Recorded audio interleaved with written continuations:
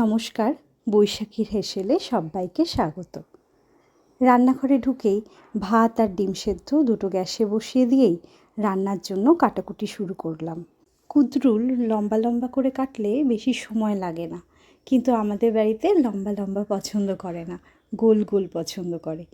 কুদ্রুল কেটে নিয়ে পেঁয়াজ কুচি কুচি করে কেটে নিলাম ভাজায় দেব বলে। আলু, এঁচোড়, ডাঁটা কেটে নিলাম।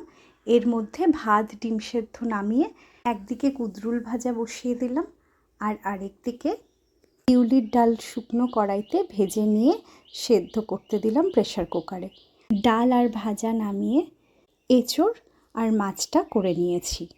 মোটামুটি হাতের কাছে সব গুছিয়ে নিলে রান্না পরপর হয়ে যায়। এবার বলি দুপুরে ভাতের থালায় কেমন করে সব কিছু সাজিয়েছি।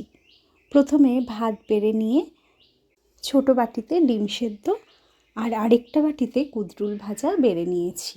তারপর একে একে বিউলির ডাল, আলু এঁচোড়ের তরকারি, চিংড়ি মাছ দিয়ে আর ডাঁটা আলু দিয়ে বাটা মাছের ঝোল পরিবেশন করেছি, সাথে টক দই।